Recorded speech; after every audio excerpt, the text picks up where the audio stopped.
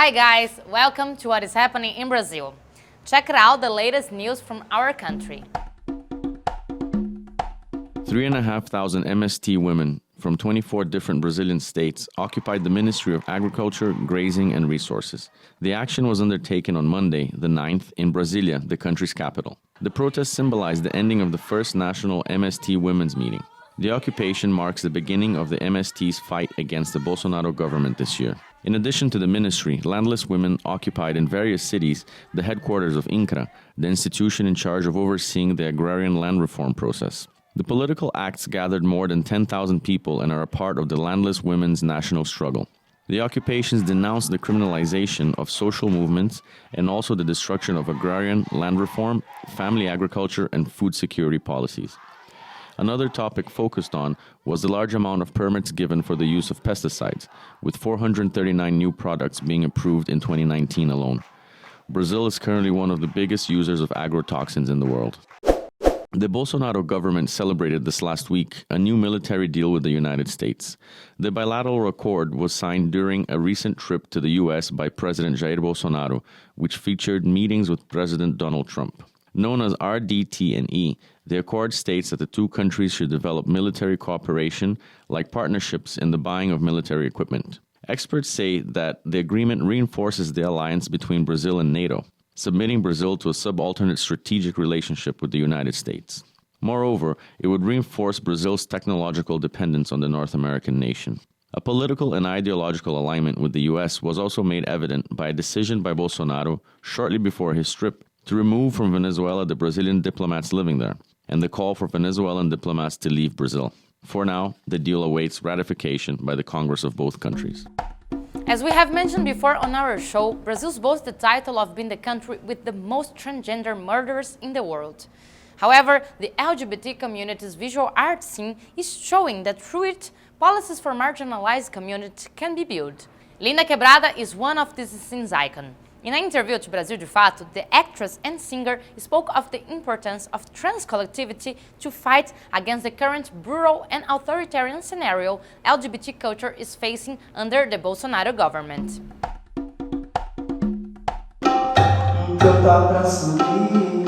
Sobe pra levantar, levanta pra cair, rasteja pra golpear. Eu não gosto nem de pensar que eu sou ícone. Ícones são... I don't like to think of myself as an icon, because icons are stale images, two-dimensional images that are static. I'm alive, I'm moving. I think it's important that we have new references, new images. What I'm doing is fighting. It's a fight for power, a fight for the way we speak, and above all, it's a fight within a social construct, a fight in order to create new constructs. We are intervening in history, right? To have all these people here, to have this theater packed to see our work, to be able to share this and multiply it is sacred. I hope that ever more people that aren't necessarily part of the LGBTQ community, have more access to what we are creating. In this way, our ideas can keep moving forward. Pontualmente a nossa existência. Eu determino que termine em mim, mas não acabe comigo. Eu não acredito mais em nada. I don't believe in anything anymore. I think it's important to suspend belief precisely so we can come up with new ways, new formulas. Everything that is currently happening is essential because it's in moments of crisis that people can continue to reaffirm themselves or deviate a little. Sure, it's a dangerous time, but it's also a time of great opportunity where things can head in a different direction. So I believe we can grab onto this crisis and turn it into our battlefield. This is what I'm doing. This is what's happening around us.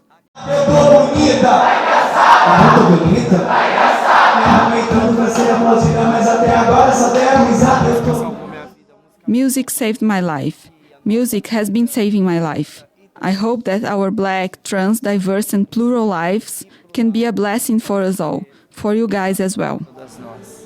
Para vocês também. Tudo e mais para te deixar louco.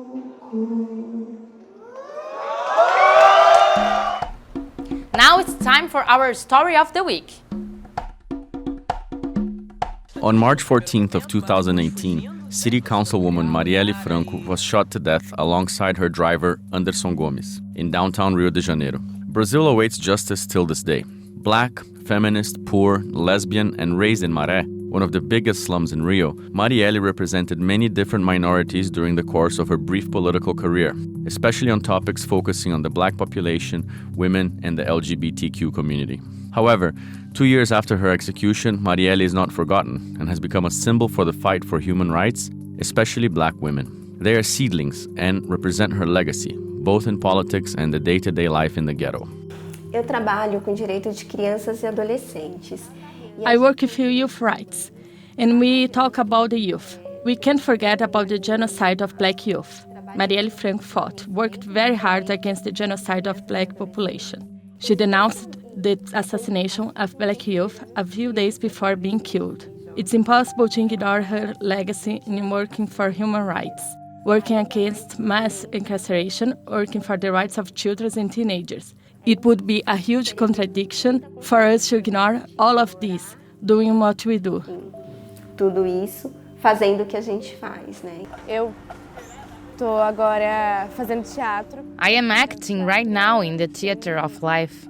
Theater has been part of me. What motivates me to keep talking about these issues? It is a political theater. One of the things we say before plays is that Marielle is with us. She influences various aspects of our work, from the most violent, which is, I need to fight, I need to turn my body into a body of combat and fight for this, but I also need this passion, this love for what I'm doing for people. Dessa paixão, desse amor pelo que eu tô fazendo e pelas pessoas.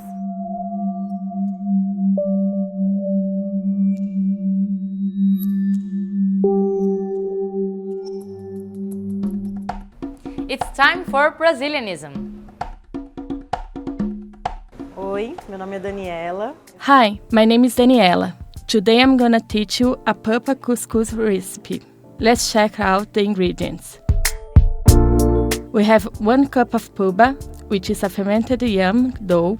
It's fermented manioc. Half a cup of shredded coconut and half a cup of brown sugar. Let's move on to preparation, which is very simple. We'll mix everything in a pan. I prefer to mix it all by hand. This is the consistency that we want. Now let's prepare the couscous. We've taken an amount that fits into our hands. I'm using a corn leaf, but we can use a banana leaf as well, for example. I use the corn leaf itself to wrap the couscous.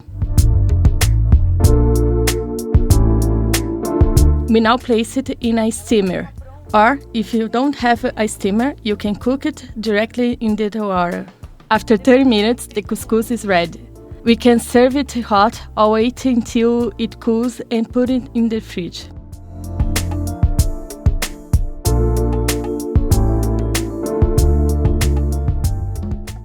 That is all for today. I see you guys next week.